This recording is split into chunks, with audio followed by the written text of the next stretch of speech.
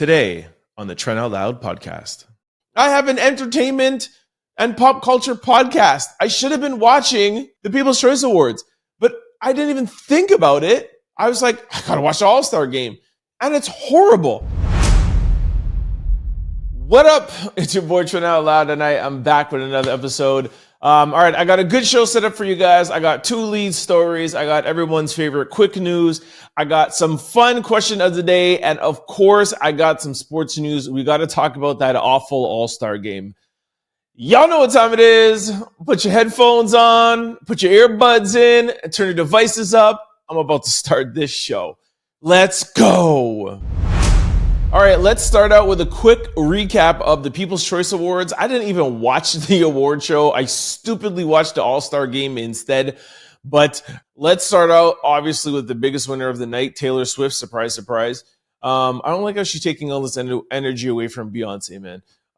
Anyways, Taylor Swift took home 2004 People's Choice Awards for the favorite female artist. What do you say? Is it favorite or best? I guess it's favorite because it's the People's Choice. Oh, by the way, just for y'all, for those of you who don't know, I researched and I wanted to make sure the People's Choice Awards, who selected the People's Choice Awards, and it is the People's Choice Awards is an American award show recognizing people in entertainment voted online by the general public and fans. The show has been held annually since 1975, with the winners originally determined using Gallup poll until a switch to online voting in 2005. So, and then also too, there's a lot of award shows, but the People's Choice Awards is one of the few where fans get to vote and choose the winner. The People's Choice Awards has some of the biggest stars in Hollywood come together in Santa Monica, California, blah, blah, blah, blah, blah. So there you have it. For those of you who don't know or may have been speculating if it really is, it is the fans who vote. So I think that's kind of like why maybe the stars like it, because it's not, the bureaucracy and red tape and who is this, like the Academy Awards and the Grammy Awards not recognizing and acknowledging, Black artists or Asian artists or anybody outside. So there's always like arguments about like award shows. So this is really the people. So I guess I can't hate on Taylor Swift. If she got the people to vote, I guess she deserves it, right? Anyways, Taylor Swift won best female artist of the, sorry, not best. I guess it's favorite female artist of the year, favorite pop artist of the year, favorite concert tour of the year. I can't believe that, over Beyonce. Actually, let's go back and see who was in her in the nominees. So female artist, there was Beyonce, Doja Cat, Karol G, Miley Cyrus, Nicki Minaj. I don't even know who this other person is. And then Olivia Rodrigo. Wow. I don't know. Yo, Karol G is actually dope, man. She's from Colombia. She's dope. All right, fine. I guess I would have said Beyonce, but I'm a Beyonce fan, clearly. Best pop artist, there was Billie Eilish, Doja Cat, Du Lupia. Sorry, I'm bad at pronouncing names. Miley Cyrus, Olivia Rodriguez, and Tate McRae. Taylor won that. Concert of the year, Beyonce, Coldplay, Harry Styles, Morgan Wallen, and Pink Summer Carnival. Was that Pink? Anyways, again, Taylor Swift won that over Beyonce. That's crazy to me, man. All right. And then social celebrity of the year, Britney Spears. Britney Spears for that crazy dancing she does online, I guess. Dwayne The Rock Johnson, Nicki Minaj, Kim Kardashian, Kylie Jenner, Megan Thee Stallion, and Selena Gomez. Taylor Swift won that too? Wow. Over Kim Kardashian? Over Kylie Jenner? Yo, that's crazy. Wow, let me put my phone on silent. Whoa. That's big, man. Wow, over Kim Kardashian. Taylor Swift cleaning it up out here. Anyways, let me continue. Nicki Minaj and Ice Spice won for Best Collaboration of the Year. Athlete of the Year was Travis Kelce. All right, let's see who was in here. LeBron James, Coco from tennis, Giannis Antetokounmpo. sure I'm pronouncing that wrong. I'm dyslexic, okay? So give me a break. Simone Biles, the Olympian, Steph Curry, Lionel Messi, soccer, and then Sabrina. Oh, that's the basketball girl, Sabrina. I'm not going to attempt to pronounce her last name. Athlete of the year, Travis Kelce. Wow, I guess the Taylor Swift hype really does exist because, I love Travis Kelce, but he had a horrible year. Horrible. Well, I shouldn't say horrible, but he didn't have his record-breaking years. Like, I'm sure his touchdowns were low. Wow, I would have totally given it to. Actually, on this list, I don't know who I would have given it to over him. Actually, this list sucks. Like this is. But I guess it's the people. So it's your favorite athlete. So yeah, the Swifties went to vote. Okay, it makes sense. But there's nobody else on this list that should win over him. I guess it's a popularity contest, but I would say that what's his name? My gosh, Kansas City quarterback, my favorite quarterback of all time. His name is just not coming. Patrick Mahomes. Sorry, I don't know how that slipped my mind. But yeah, I would say Patrick Mahomes should have been up here, or else who in basketball. Anyways, I don't know. I just don't think Travis should have won that, but that's just my opinion. All right, what else do we got going on here? New artist of the year, Ice Spice. All right, it was Corla Ray, Jelly Roll, Neo Karan. Couple of other names here that I don't know, but okay, Ice Spice definitely. I mean, Ice Spice was in the box with Taylor Swift. She's definitely new artist of the year. Reality show of the year, Kim Kardashian, of course. And R&B artist of the year, Beyonce. Wow, Beyonce at least won something. Damn, man. But I think more is that Beyonce has a more mature fan base and an older fan base. She definitely has a global, universal fan base, but I think the Swifties are more going online to vote. I don't know how many 30 or 40-year-old women are running to their computer to vote for Beyonce for People's Choice Awards. I think this is a younger demographic. That's why Taylor Swift is cleaning up out here. And then Hip Hop Artist of the Year was Nicki Minaj. The nominees were Drake, Future, Jack Harlow, Lotto, Post Malone, Travis Scott, and Cardi B. I would maybe even give it to Drake. Cardi didn't even release anything. Yeah, Nicki came back hard this year with her Pink Friday too. So, that was really good, selling close to 250,000 units. So yeah, I agree with that one. But all right, anyways, that's my recap. I'm really upset that I missed it. I definitely should have watched it because the All-Star game was absolutely atrocious, but we'll get into that in sports news. All right, my next leading story is Chris Brown is fighting, having an online back and forth battle with Ruffles Chips, who was the sponsor of the NBA All-Star Weekend. Let me give you some details.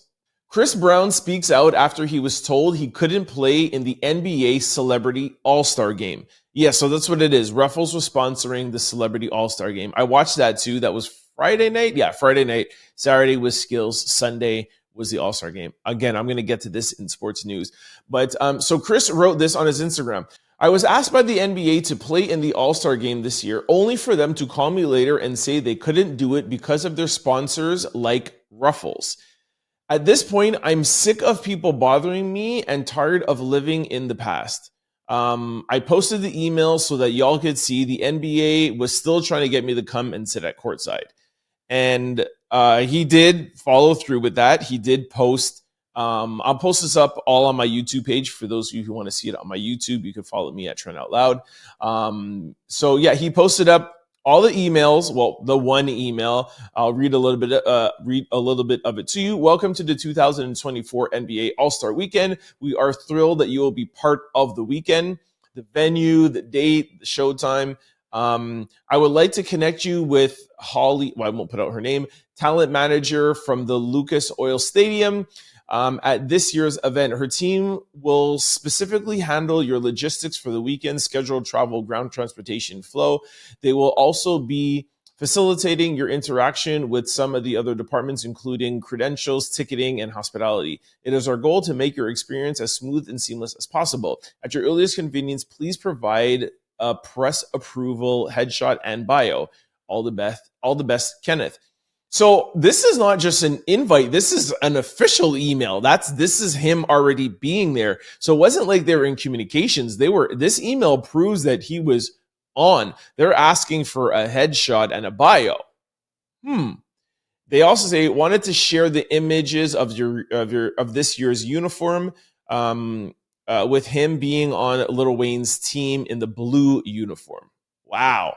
All right, so, okay, now I kind of understand a little bit more why he's mad. It's not like they were in talks. It was officially done.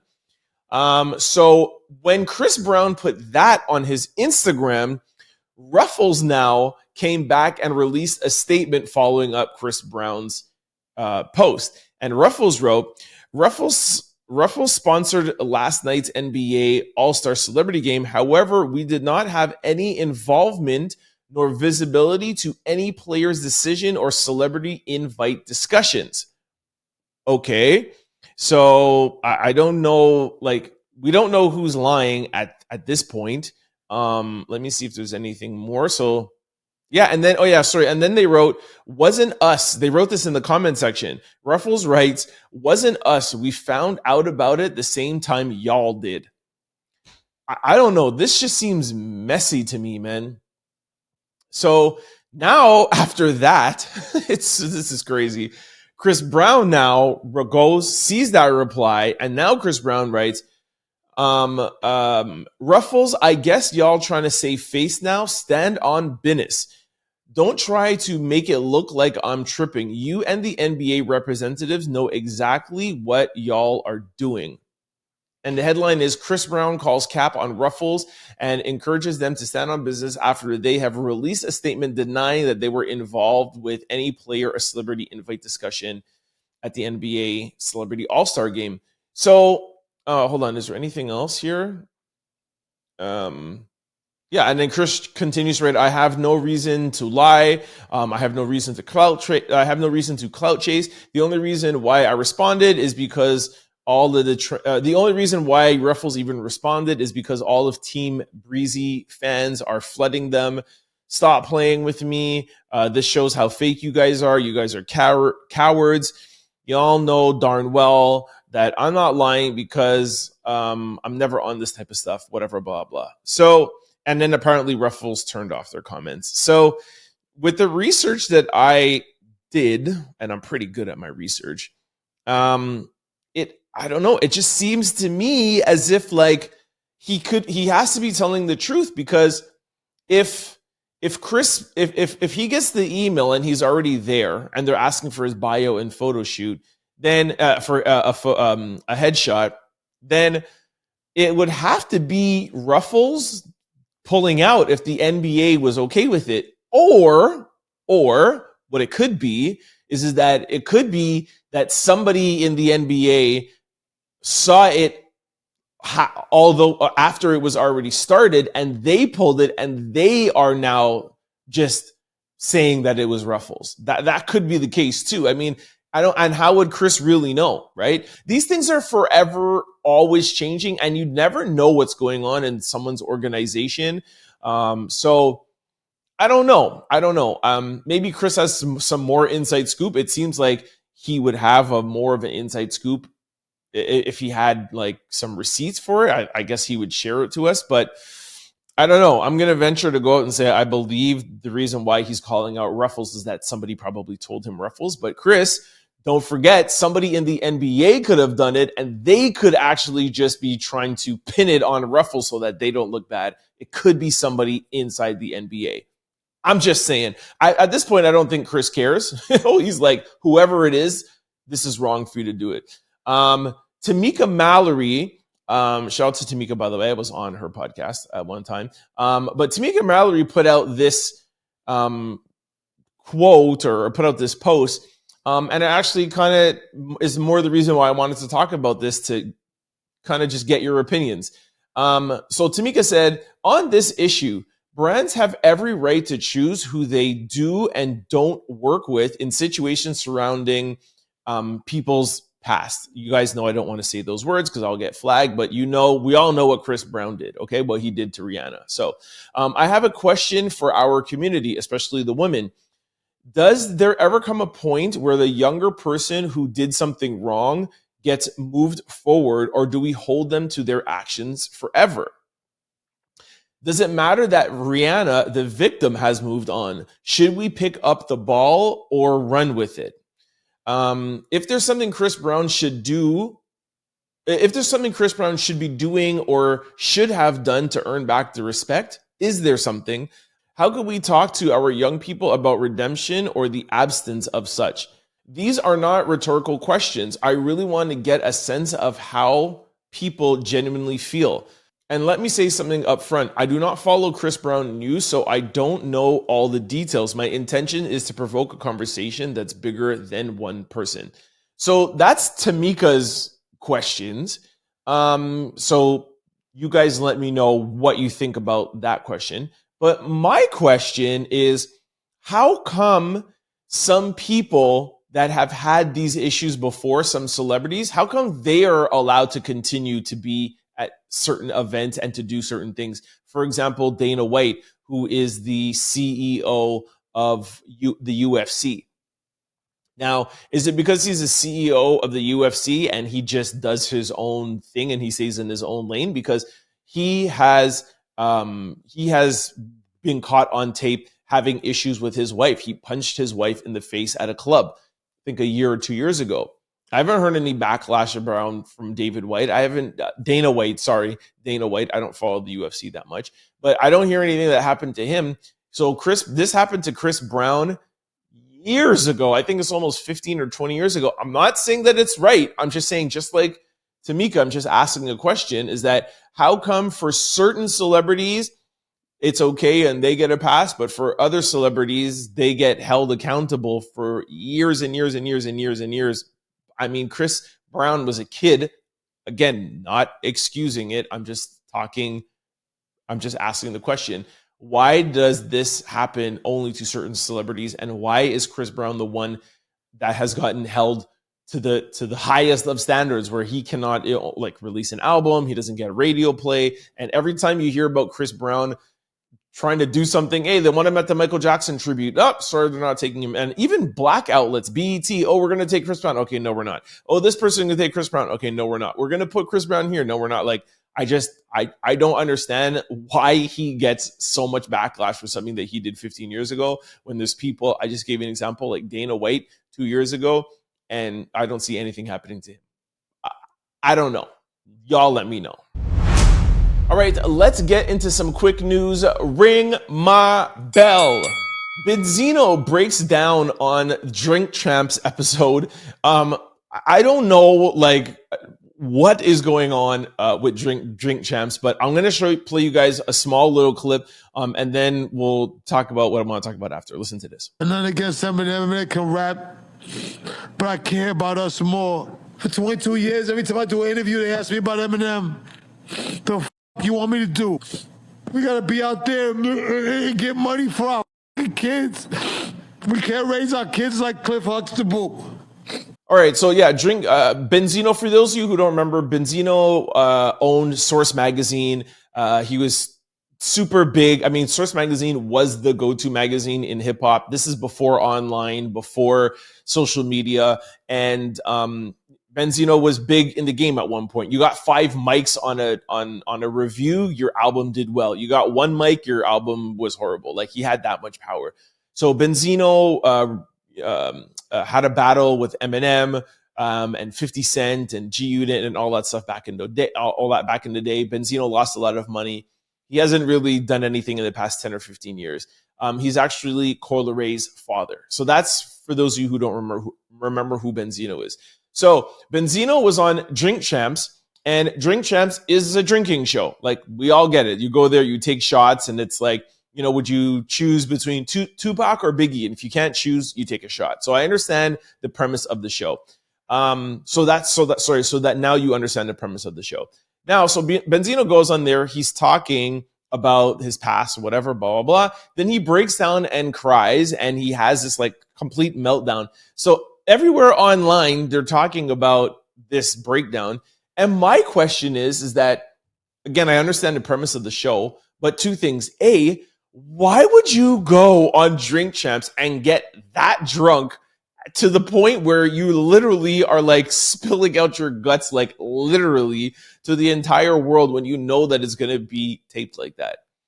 On the flip side, why would Drink Champs put something like that out? Like, why would Nori put that out? Like, it's like they could have edited that out. I don't know. Maybe they asked Benzino, and Benzino was like, yeah, sure, it's going to go viral. Who knows? But I like Drink Champs. I like Nori. I've watched all like the big episodes, but I just don't understand why you would put something like this out. Like, clearly he's not in his right frame of mind, and he's so far beyond drunk that he can't even put words together. He's slurring, he's crying, and he's like bleeding his heart out. I don't know. I just think that unless Nori got his approval, I just think it's a little like irresponsible. I think I would have cut that out or not even put that out. Like, we don't need to see that. I don't like, and even if Benzino like approved for them to put that out, I don't know. I don't think it's cool. Just my 2 cents. I don't know. I don't think there's anything that like is cool about that. Kevin Durant gets caught eyeing Young Miami. This is really funny. For those of you who are not watching it, I'll try to describe it to you, but trust me, go to my YouTube page and you will see this. So Kevin Durant was at the All-Star game, and Young Miami comes up, and you see him. Every guy has been caught doing this, where like you see a girl, you're looking at her, she's not looking at you, and then you're just like, oh my gosh, is she gonna look at me? And as soon as like she looks at him, he looks away, and then he looks back and he gives her a hug. It's super funny. You know, Kevin Durant is already a little bit awkward. I don't think he's like this smoothest dude out there. We love KD for that. But it was really funny how we got caught. Anyways, people put that out all online. But Kevin Durant, he shot his shot. He got his little hug, and I'm sure a lot of guys that are dragging him online would have been in the exact same situation. I know I would have hung around to get a hug from Young Miami, and I definitely would have been watching her if she came in. Donald Trump pulls up to SneakerCon in Philadelphia and releases his own Never Surrender sneaker, and it sells out. This is like the worst piece of news that I could be reporting on today. Like, this is such a waste of time. This is Donald Trump on a campaign trail. Take it from somebody who knows the sneaker industry extremely well, had a sneaker boutique for close to 17 years, helped lay the sneaker culture down in Canada. This is just promo. He made literally probably 100 or 200 pairs, and it sold out. Like, he didn't make like 1 million pairs of the shoe and sold out. Don't try to market this like it's a Jordan or a Yeezy selling out. I'll put up the picture of the shoe on my YouTube page. This is a horrible sneaker. It's all gold. It has like a T on it and has the American flag. It's just a really ugly shoe. Like, no one's wearing this. I'm sure, some of his fans, his like loyal diehard fans, would buy it, but it's just like so bad. And this is him just, trying to make money. I heard he actually sold it for $399. Like, it's a really ugly shoe, but this is just promo. He got hit with this, with his fine of $300 million, which is actually in my quick news. So I'm going to be talking about that shortly. But don't try to get on sneaker blogs and try to get on these sneaker pages and try to get the youth on your side by selling a sneaker. We could see through this. The people in the sneaker community could see through this. It's a horrible shoe. You made a couple of 100 pairs, and it sold out because he's Donald Trump. But please, I don't want to start hearing about Donald Trump having a sneaker line and, putting him in the conversation of Jordan and Yeezy and all of this stuff. Please. Larsa, Pippen, and Marcus Jordan get caught outside by TMZ. I talked about Larsa and Marcus last week, reluctantly, because I don't want to make my podcast. Oh, they're going out together. This one's going out together. Like I need, like I said last week, I need a female co-host to talk about these dating relationship things. I am not going to be talking about that. But the reason why I actually want to talk about this today is not so much them, but is I wanted you guys to listen to this TMZ reporter trying to get them to answer the question. Is hilarious. Listen to this. Larsa, are you back together? Are you guys back together? Larsa, are you guys back together? Have some respect. It's all over TMZ. Have some respect. Are you guys back together? Yo, this guy is like serious about his job, man. Normally, those paparazzi, they ask one time or they ask two times. It's like this guy was really getting on them. Anyways, I really thought that was funny. A judge fines Donald Trump more than $350 million and bars him from running a business in New York for the next 3 years. Now, this came out last week, but I do not do a podcast on Friday, so I have to talk about it today. I'm sure by now most of you have heard this, but like I said, for those of you who haven't, I'll report on it quickly because Trump is like literally like the Teflon Don. He never gets caught for anything. Whether you like him or love him, he just never gets caught. So this is one of those times where he's actually caught with something. So I'm actually amazed that he took his final L. Not his final L, but he finally took an L. A judge has ordered former President Donald Trump and the Trump Organization to pay over $350 million in damages after he was found liable for issuing false financial statements, falsifying business records, and conspiracy.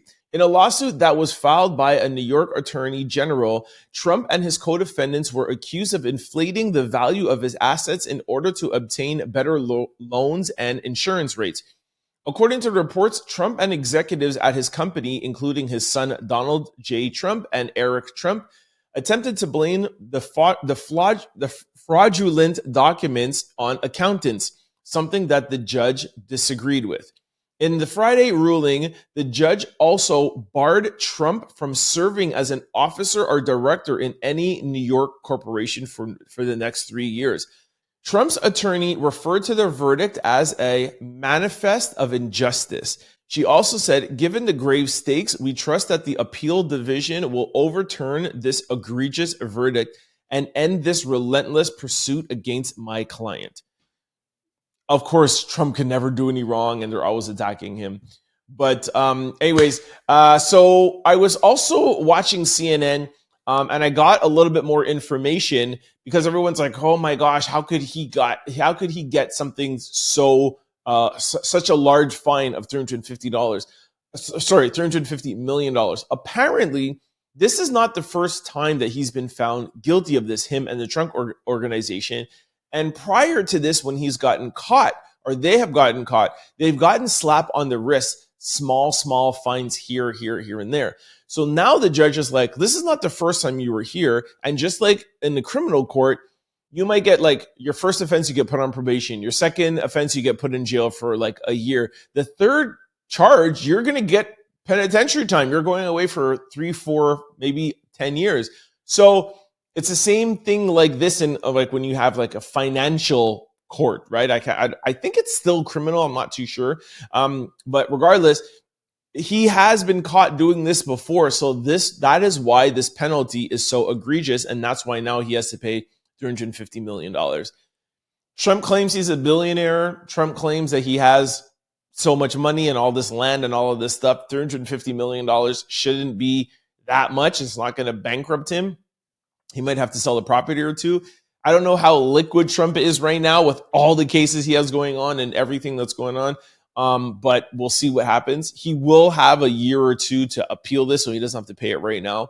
The other thing, and then I'll go to the next story. I know this is getting a little long, but the other thing that is going to be tough is that his two sons, Eric and Donald, they are not allowed to run an organization in New York either for the next 2 years. So it's either now they're going to have to take the Trump organization and put it in another state, which maybe could be easy, but I don't know if they're allowed to just pull up the company and move it to another state. I don't know how easy that is, but I know that he normally gives his sons directives and gives them positions to do things. So now that you're limiting him, he can't be a CEO or director, and his two sons, I wonder who's next in line to do this.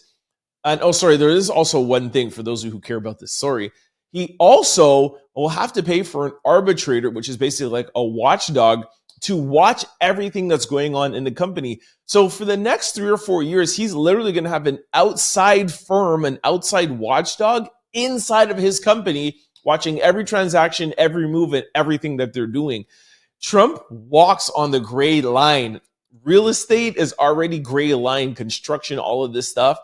It's a difficult, tricky business. And now they have to operate their business with somebody from an outside that Trump has to pay. That he has to pay for this guy to watch his every move.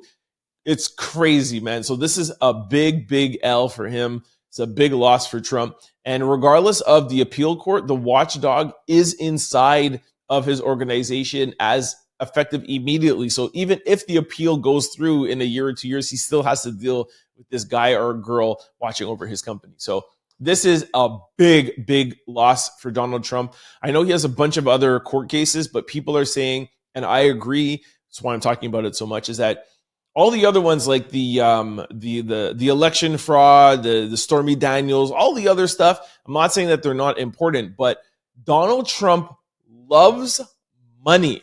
This is his whole thing. I don't even think he wanted to be president when he was running. He was running just to get his name out there. It was a marketing campaign, and then he actually won. And now, reason why he wants to win again is because he has all these court cases, and if he's president, it's going to be hard to convict a president, although that you can be president in the United States of America from jail. I know this is a lot. But if you ask me, of every single thing that he had to deal with, this is going to be the thing that hurts him the most. And this is the thing that's going to upset him the most. Coming from somebody who's a business owner for, 15, 16 years, I'm telling you, this is the hardest hit for Trump. This is his hardest blow. All right, I'm done with the story now. LeBron James gets caught liking an OnlyFans model's post. Poor LeBron James, man. LeBron James, where is this? LeBron James, there's I don't even know her name, McLovin. I don't know the girl's name, but he was on Twitter, saw this girl's post, liked it, but then I guess somebody was like, "Oh my gosh, by the way, whatever you like on Twitter gets told to the public and it gets put under your likes." So if you if you would have seen this, I think it was on Saturday, when you went to LeBron's page, you saw that he liked this OnlyFans models, but he saw that online was dragging him and then he unliked it. So LeBron has always been stellar out here. He's never gotten himself in trouble, never had any girl scandals or anything. This may be his first time, but at the same time, like it's he just liked a girl's picture. You know what I mean? Like it's not that bad, but because he's such a family man and because he's always with his kid, always with his children and always with Savannah, it was like, oh my gosh, we finally caught him lacking. But come on, he's a married man. He can't just like a girl's picture. But at the same time, he's also LeBron James. Like liking a picture is a little bit more than just liking a picture. Like me just liking someone's picture. If any OnlyFans models, you see a celebrity liking your picture, you're going to jump into their DMs. That's a hint to that model, like you might be interested. I'm not saying that that's what LeBron's intentions were. I'm just saying more times than not, that's why celebrities will do that to kind of get someone's attention. I don't know. I'm with LeBron though. Jaden Smith went viral over the weekend for posting a picture with him and his new girlfriend. Now, when this first came up, I couldn't figure out why this was important. Like, why are we going so crazy about a picture with Jaden Smith and his new girlfriend? And she's super pretty, but I was just like, what's the big deal about? But then I remembered, because I read the comment section, but there were speculations that Jaden Smith was gay. And he made a joke, I think a year or 2 years ago, that he was dating Tyler, the Creator. He's like, Tyler, the Creator's my boyfriend.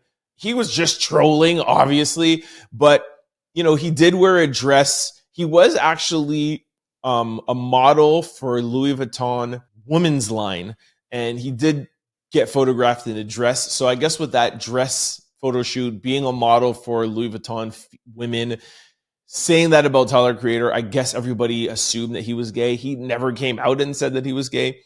But I think, well, that's why everyone is now like, oh my gosh, this is proof that he's not gay. But it could just mean that he's bisexual. It's not that big of a deal.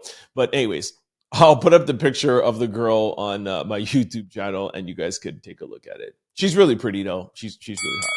Stephen A. Smith wipes out at the All-Star game. This is really funny. No big story to it, but Stephen A. Smith was the coach of the Celebrity All-Star game. It was him against Shannon Sharp, and Stephen A. Smith, who has the loudest mouth in sports. That's why this clip has gone viral and everyone's talking about it, because he has the loudest mouth in sports. Anytime anybody does something, he drags them on First Take. So this is everyone's chance to finally get back at Stephen A. Smith.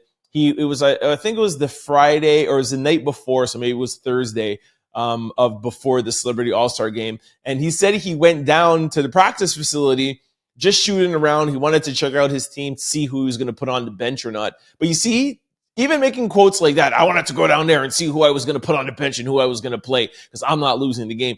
He went down there with that attitude, and apparently he was shooting around and he slipped and fell, but it wasn't like just a fall. Like he slipped. It was almost like a movie. Like he slipped and his 2 feet literally went up in the air and he fell right on his back. Like it was actually really funny.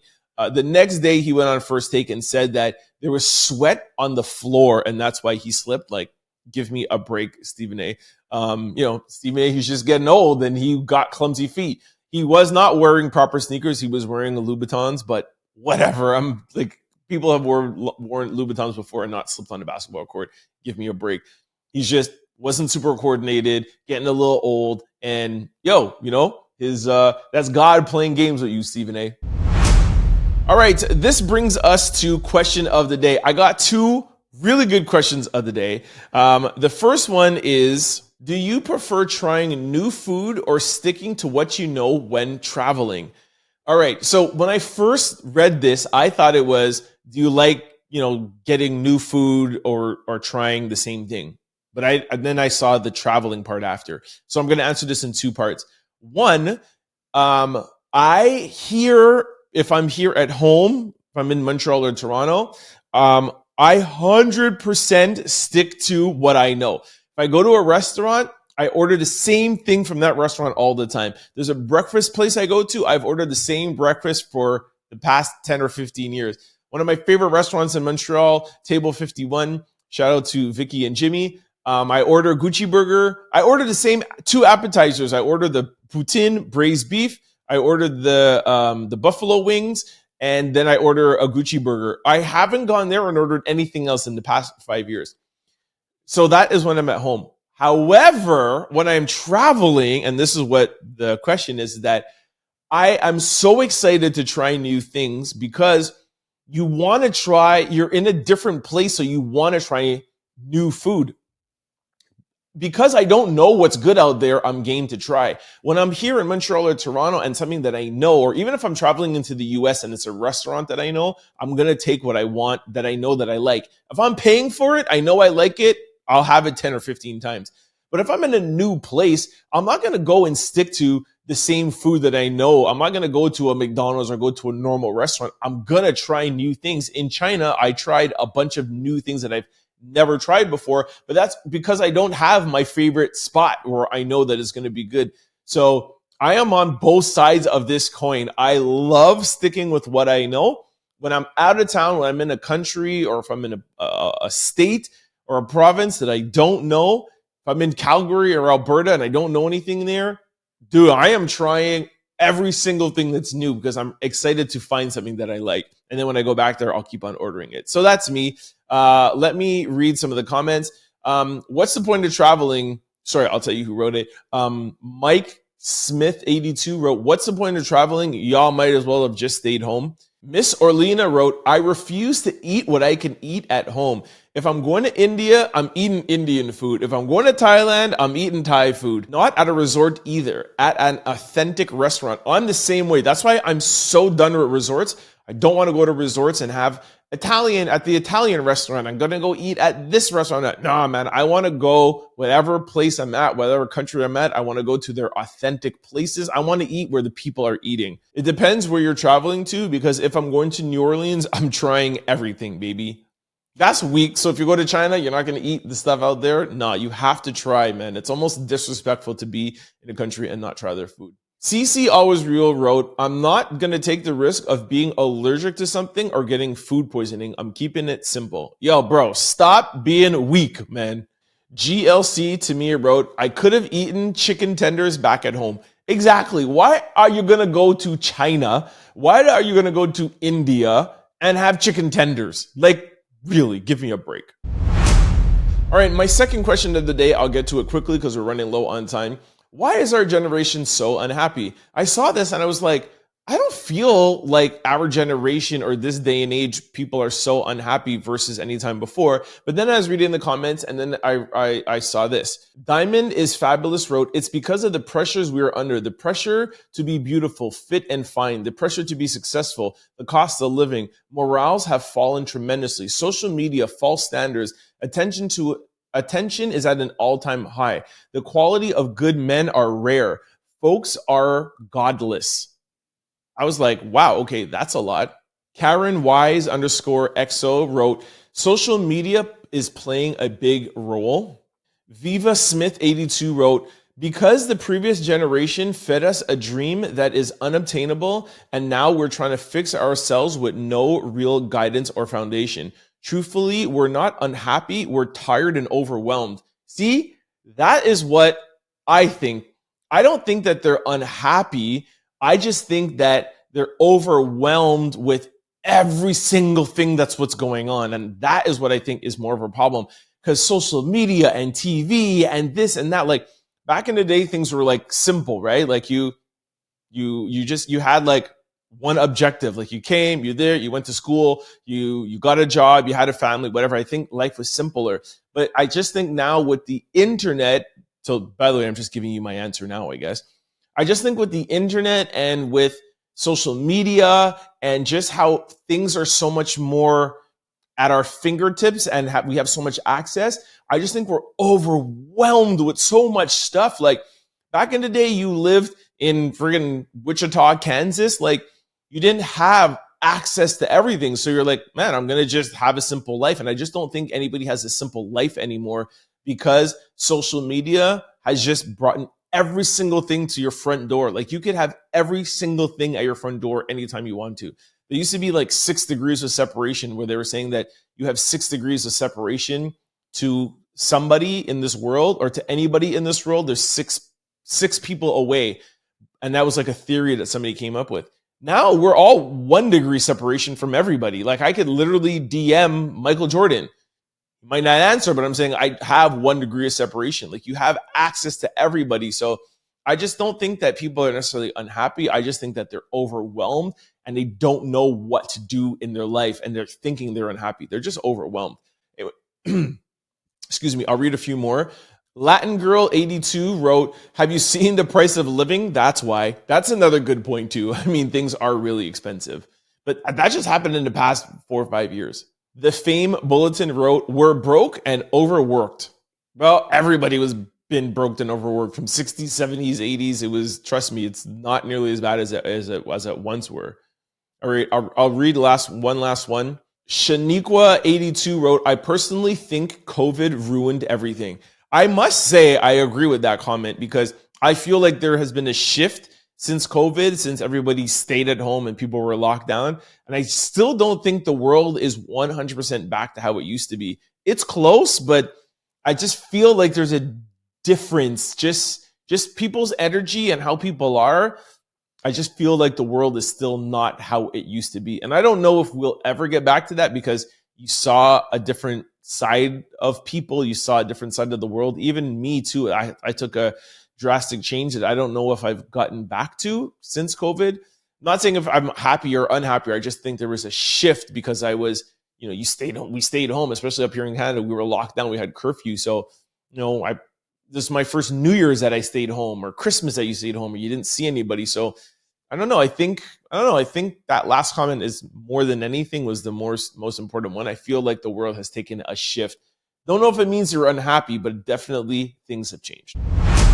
All right. Lastly, this brings us to sports news. The last thing I'm going to talk about today.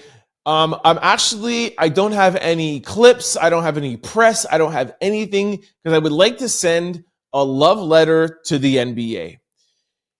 You guys have to do something with the All-Star game. Friday is the Celebrity All-Star game. It was a horrible game. Stephen A. Smith, Shannon Sharpe, Lil Wayne, 50 Cent. Those were the coaches, head coaches and assistant coaches. 50 Cent and Lil Wayne were assistant coaches.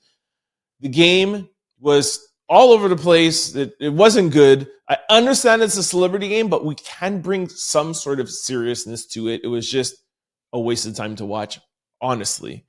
Then the skills competition, then 3-point and slam dunk competition. The skills competition is so ridiculous. It's such a waste of time. The 3-point competition was the only thing that was good. That was the only time that my heart actually got into it. And this is a sporting event. This is the All-Star weekend. You're supposed to bring your best. This is supposed to be the weekend where we see the best of the best. That's it. And the 3-point competition was the only time we saw people doing the best. The skills they were just playing around doing stupid stuff. You got to bring out some sort of skill and really find some way how to make it competitive and make me as an audience member watching excited and wanting somebody to win. Like I felt in the 3-point competition.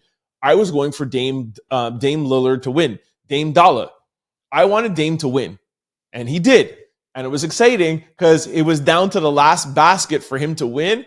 And he did it. And he won. Just like how he hits it. And he's like, yo, it's Dame time. It's Dame time. So Dame did it. It's the only thing that was exciting because it was literally just your 3-point competition. And you had all the all-stars in there. There was nobody who was in the 3-point competition that was whack.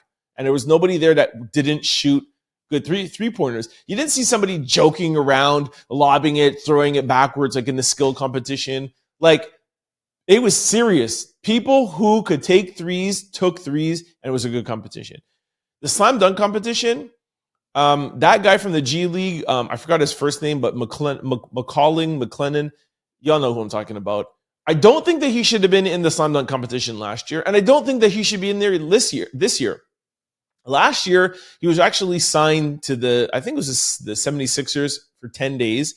And you saw that they didn't keep him on the roster. He's in the G League.